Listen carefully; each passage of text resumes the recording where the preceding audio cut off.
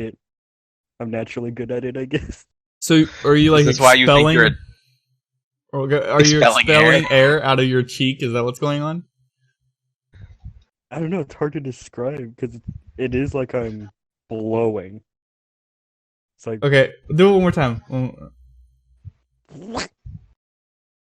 What is that? It sounds like it's coming from your throat. I swear to God. Oh. Well, anyways, it's like I this is the start. best way I can describe it. All right, hold. It's like you're gonna blow a whistle, but you're also kind of sucking in your cheek as well. Just How do you suck and blow at the same time? I don't know. Don't quote me on that, please. Well, I started recording, so what's up, everybody? This is, yeah, I guess we're just gonna improv this intro. This is week 3 of Prospect Plebs. I'm here again with Elephant and Bonk because we have yet to get a guest on the show. Don't blame us. I think I technically was the first guest. Thank you very much. Also, we reviewed you guys', well, we didn't, but I reviewed you guys' submissions, but there was only like 3 people who submitted anything. And so, I think we're just gonna wait until maybe next week because we were obviously late on this episode, so we didn't have a whole lot of time to decide as a group if we wanted to show any of those or not. So we'll try again next week and go for some top plays, if you will. But anyways, here we got the week 3 rankings coming into week 3, and just for the top 5, we have Gallimamus still at number 1. Wobegongs, they inch up to spot number 2. Zomberries into 3, Sparks into 4, and Pioneer drops to round out your top 5. Any thoughts on the rankings coming into this week, guys? I mean, I think it made sense. You know, they kind of lined up with what we expected. And so we're kind of getting to the point now where really the kind of things that evened out, move, the things that really move a team up or down power rankings are going to be things like a team going 6-2 or better and really climbing the rankings, or a team that we thought was really good just tanking a week. Otherwise, I think it's kind of pretty set in stone. Yeah, I think so. I think we're getting to the part where, you know, things are leveling out, records getting less fluid because, you know, there's a little bit more separation in the standings, and we're starting to see who's hot and who's not. Absolutely. Okay, well, that's it for that. Let's move into the outcomes. So for Monday, it looked like, I was about to say that it looked like there was a lot of 2-2s, but it actually does not look like that. There was a 1-4-0 and there was a number of 3-1s. But I don't think there was anything super exciting here unless anyone wanted to point anything out. But I think for the most part, these were kind of like expected wins. Yeah, I think so, right? I'm trying to find Drizzle on here, but I don't see him. Oh yeah, Drizzle and Kappas, 1-3. Yeah, okay, I was wondering whether or not Drizzle lost that game. Kappa's honestly, I think this is a big week for them to kind of finally see where they would fall in the overall pecking order. Drizzle continues to be a team that's very hit or miss. Kappa's played Drizzle and then Firecrackers, and definitely had some weaknesses that I think were exploited just looking at their ball chasings from both those series. Something that potentially could be addressed in the future, but for now at least, it was definitely not the best week for the Kappas. Yeah, and that reflected in the rankings a little bit. I think they dropped a little bit, but there's still plenty of room for recovery. So yeah, let's move on to Wednesday. And the game we all wanted to see out of this day was it Wobegongs and Snow Owls? Which I think this screenshot that I have is actually incorrect. Interesting. Well, we'll ignore that fact. But Wobegongs 3-1 the Snow Owls. But after reviewing the replays, I think this thing could have gone either way. The games were much closer than a 3-1 series. I think each win was only by 1. I think there was one win where it was by more than 1 point. Yeah, I think just looking at it that Snow Owls could easily got a 2-2. Red Dime didn't play in the first game and then immediately came in and started winning, or won the game. So I think for them especially, you can come away from that feeling better than maybe the final record indicates, because they're definitely still very much right there with Wobegongs for top in that conference. So yeah, I would agree. I want to reference the sheet, but like I apparently didn't get the right one, so I don't have the updated stats. I guess I have it in the browser here. I can reference that. So for day 7, anything out of the ordinary, or is day 6? My bad. No, day 6 pretty much followed the same pattern as had been established. Just looking at day 6, Breadsticks got another win, so that's good for them. There's that deck noise again. That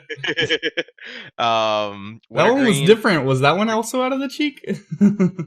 A very different deck No, noise. that was throat this time. That's a throat. Oh, see, that one was throat. All yeah. Right. And for Wintergreen, they got a 3-1 on Sparks, which I think I wouldn't have predicted going in, so that's a big win for them. And the final one would probably be Cucumbers and Spartans. Spartans has not had the best season, kind of in the middle of the pack, but they got a nice 3-1 over Cucumbers, which is always nice to kind of build a little bit of an advantage instead of just taking a 2-2 like the Care Bears have kind of repeatedly so far this season. One thing I wanted to point out was Firecrackers gets another 3-1 with a kind of shaky start with such high hopes coming into the season, and I think they're starting to find their way a little bit. And that might be due partially to some transactions that were made, and we'll get into that a little bit later. But unless you want to talk about them right now. I think the last thing I'll point out, just talking about results, is obviously Gallimimus dropped their game to the Dolphins, but clearly they're still the team to beat. I think when you look at what they've accomplished, and I've definitely been the one on this podcast who's been most hesitant to say yes, this team is by far the best team. I still have my questions, as I do with every team, including my own.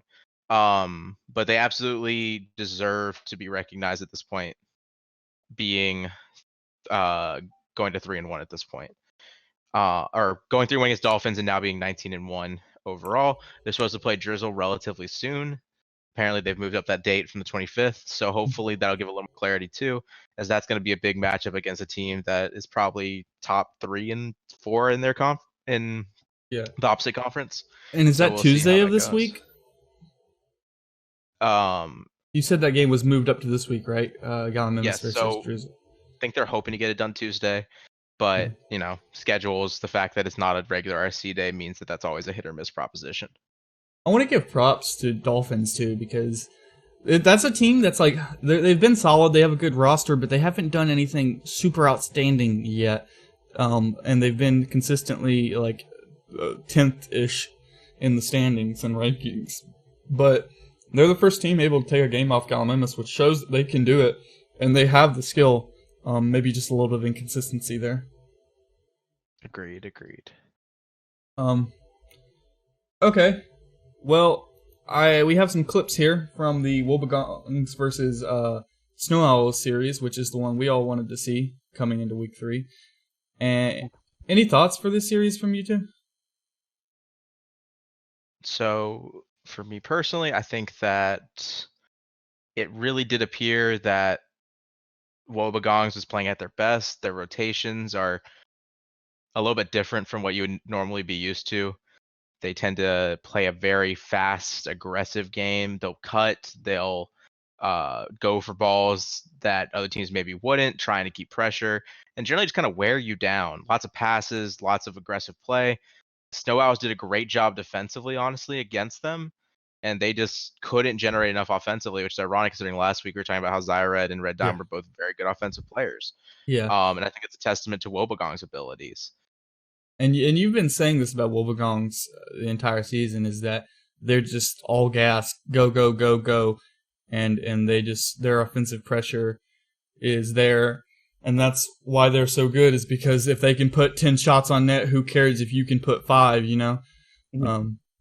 So, and I think we really see that with this series, is like as we were just watching this previous clip, they were just putting shot after shot on net for against the Snow Owls, and it was just forcing this team with Red Diamond Zaire have been very offensive to actually have to play some defense, and I think that's kind of where they started to struggle.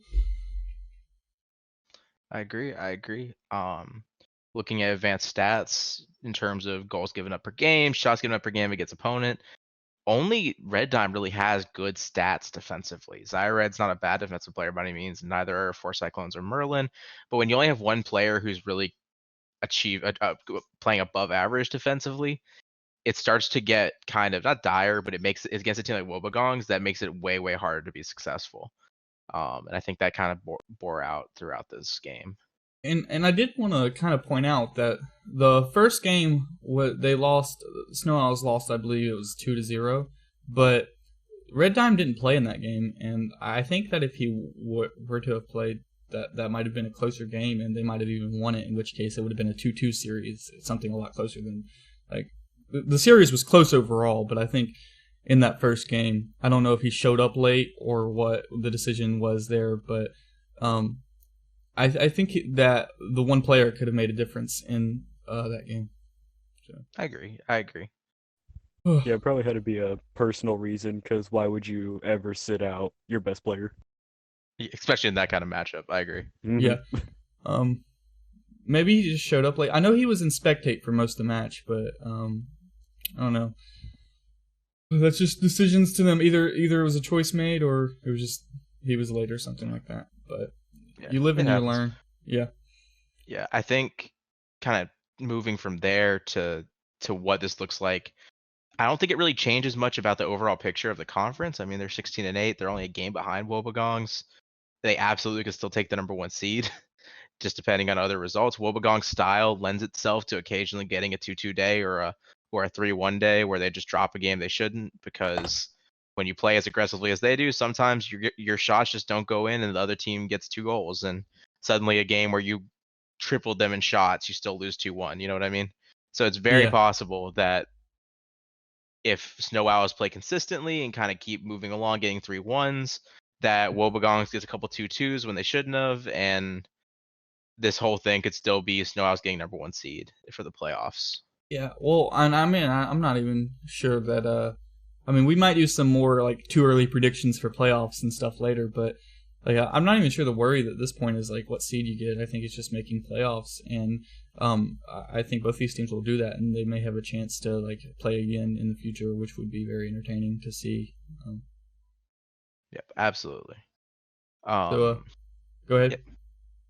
No, I was gonna say, so I think that kind of leads to just a quick comment about standings, because obviously standings have kind of, locked in. People aren't really moving too much anymore, up or down a little bit. But 2 teams that have moved, ironically, the 2 teams that Rebel and I are on have moved significantly. Firecrackers went 6-2, so we're now 11-13 and no longer the worst team in the conference. And then, but before we talk about transactions real quick, I want to cut in. 11. I got a clip playing here. Red Dime had a bounce right there, and he just takes a little pot shot at the net, and no one really hops up, and I just think it's funny. It's just like a testament to like Red Dime and his offensive ability right there. It's like, hey, you're gonna give me the ball, I'm gonna make you suffer. And I just noticed that, and I wanted to point that out. I agree. Yeah, it's a good thing to point out for sure. So I think this kind of moves us into the next part of this, which is the absolute massive amount of roster moves that were made. I mean, across RSC, but especially in Prospect, because that's what we care about. Yeah, there was some restructuring. I think we'll start here. Bonk, what do you think was the most impactful / most interesting roster move of the past week and a half or so? I know you guys got Foo. Yes, we did get Foo. So far, he has been a good addition. That's awesome. Outside of your own team, who do you think was the biggest move? What do you think is the most impactful? If you want to say Rebel to suck up to him, I understand. But what do you think was the most impactful No move? Need to suck up to me. I'm bad. A singular transaction. Yes. And they're listed in our. This is a tough question to be put on the spot too. Yeah. So no, and I'll give mine. I want to hear what Bonk has to say, just because he's been around a little bit longer than me and the RSC. For me, obviously, Firecrackers made a big move. SXD moved to Pioneer, and we brought in Spoilt, and it worked out for us well, and it's worked out well for Pioneer. For non-related to me moves, I think Tyler Stern to compost bins is actually a really big deal. He's a very accurate shooter. He's a really good offensive player. He isn't aggressive as necessarily you'd want, but he is lethal shooting wise. And so I think he's a really good addition to that team. One of the trades that I saw that I was like almost jealous of was the Sir Napkins trade to Drizzle. If I was aware that Sir Napkins was up for sale, so to speak, we might have tried to put a bid in for that one. He's a really solid player. I would have known that. Yeah, I think he was actually the best statistically on his team, which was Mambas. And I know. Hit me up. Why didn't you say anything? Yeah. Napkins was on Compost. Was he? Yeah.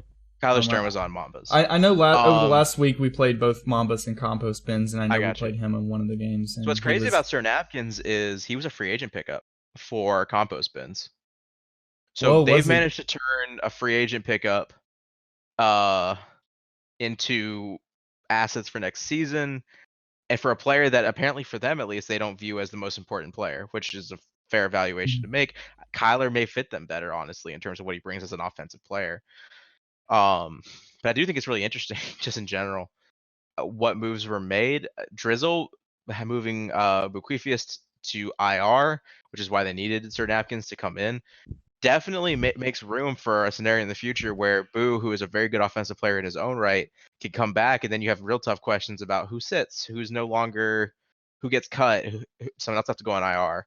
I think it's gonna be really interesting moving forward for Drizzle, because I think this is a really good short-term move, especially because they need more consistency offensively.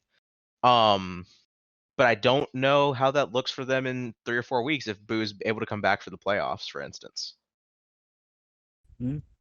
I think just so you don't have to toot your own horn here, I want to point out the trade for SXD to Spoilt for the Firecrackers. Are you able to give us like any insight behind that and what the thought was and how that's working out? So honestly, SXD is. I've seen some clips from the dude. He's insane. Yeah. He's nutty, right?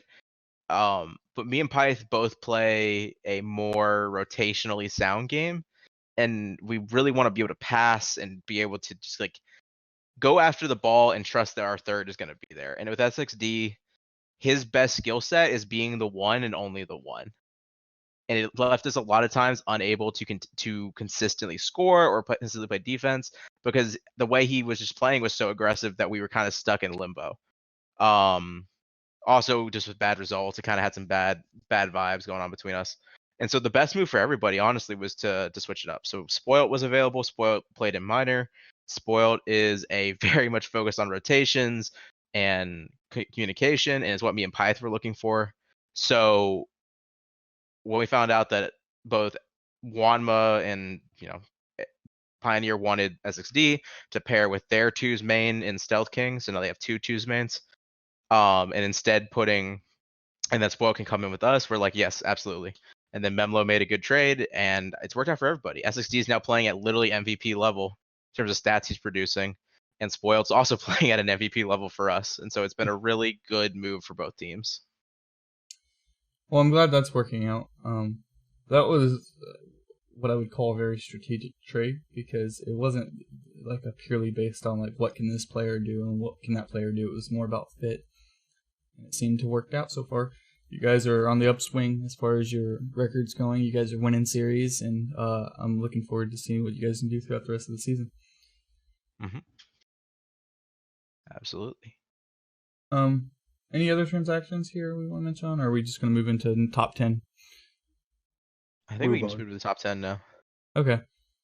So first we got you again, Elephant, and it looks like you finally have Gallimimus at the top position. Yes. So my top 10 are Gallimimus, Wobegongs, Snow Owls, Isopods, Drizzle, Legends of Tomorrow, Zomberries, Pioneer, Dolphins, and Sparks. Really, for me, the only two things that have changed at all is obviously I put Gallimimus number 1 now, which is you know, a move that everyone else has thought I needed to do for a while, and I feel pretty good about them as a team. At this point, the only way that I could see them dropping out is dropping a series to Drizzle or potentially starting to lose like consistently 2 or 3 games a series, which I don't see happening. That is, I think that necessarily the team is going to win the whole championship, not so much. But at this point in the season, I think power rankings need to also reflect what they've accomplished. So they absolutely deserve it. And then for me, Drizzle, Isopods, and Snow Owls could be in any order. For me, they're basically all tied for third. I think they're all really good teams. I think that we can see some stratification as Drizzle finally plays Gallimimus, and maybe they just get smacked, and I'm forced to reevaluate. But for right now, at least, I don't see any particular separation between them. Okay. Well, if that's what you got, that's what you got. I'm happy with your. I don't know. I don't want to call it like a caving, but you've finally realized who the best team in the league is. I mean, for now, I think there's an argument to be made. I'm just messing with you, giving you flack, man. Okay. So for my top 10, I have Gallimimus at number 1. Even though they dropped a game, let's not go grab our pitchforks, you know. Wobegongs. They gotta retire now. Yeah, they all gotta quit, replace the whole team. I got Wobegongs at 2. They're very clearly the second best team in my opinion. Then you got Snow Owls, Sparks, Pioneer drops a little bit. Zomberries moves up for me. Then you have Drizzle, Isopods, Neblungs, and Legends of Tomorrow, rounding out the top 10. I don't know, like, that I have a super lot to explain because I think when you look at this top 10 for me, it's very closely associated to standings, and I'm just looking at what teams are winning, what teams aren't, and for me, that's determining like what teams are going to continue to win and what teams are not going to continue to win. So that's my top 10. Makes sense. We're going to move into Bonks. So, I'm going against the crowd and not having Gallimimus as number 1. I have the number 2. You've had them wait. last Time couple out. weeks Time though. out. You give me so much crap for so long about having them number 2, and now you switch them. Yes. All right, I definitely No need an explanation there. Yeah. No, I need an explanation. Hold up. Alright, so I say Wobegongs are number 1 just because of their offensive potential. If you don't slow them down, you're not winning. Simple as that. With their recent series when they against the Snow Owls 3-1, they somewhat slowed them down. Okay, none of those games were blowouts. But they still lost 3 of their games. Not the Wobegongs, the Snow Owls. So it's just, what can you do against the Wobegong? They will completely run laps around you if you do not slow them down. While Gallimimus, on the other hand, they can win, but they have the easiest schedule. It's not hard to win when you're facing opponents that aren't the greatest. So why did you have them ranked 1 last week with Wobegongs 2? Because they were still undefeated. Oh, yeah, lose 1 game, go cut the whole team. I forgot, my bad. Okay. Well, I mean, you're entitled to your opinion. Yeah, I mean, I think you make a good point. I think Wobegongs is probably my team to beat moving forward, except for maybe Pioneer with SXD, because I think they represent a real threat in terms of their own offensive abilities and how fast they can play. So I mean, I agree with you. I think that at this point in time, we can make a good argument for either one. I think the next, or I guess for the final part, is talking about our matches of the week.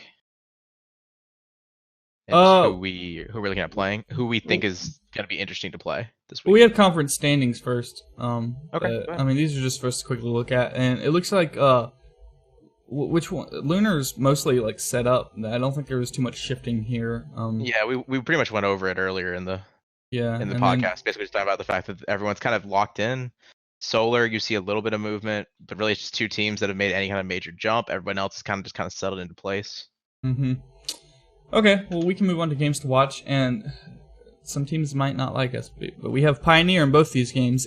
Looking at the games for Week 3, honestly, in my opinion, I don't think there are any super like competitive top tier teams playing each other in Week 3. I think the best game we got is probably Pioneer versus Sparks, which are both decent, solidly top 10 teams.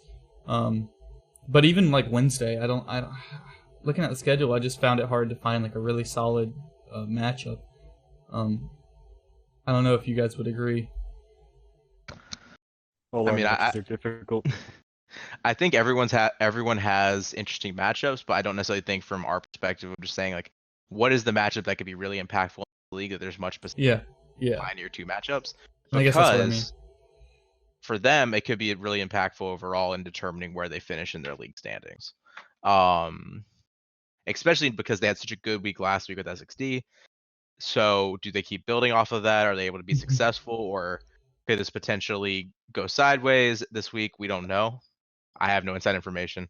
But I think playing two teams that I would consider solidly like anywhere from like 12th to 8th, roughly in the overall standings, especially just in terms of ability, I think there's a real chance for them to separate. But yeah, I was actually looking at rosters yesterday, and I typed in the bot input roster for Pioneer, and then I looked at what the bot spits back out at me, and I go, "Holy shit, that is a roster!"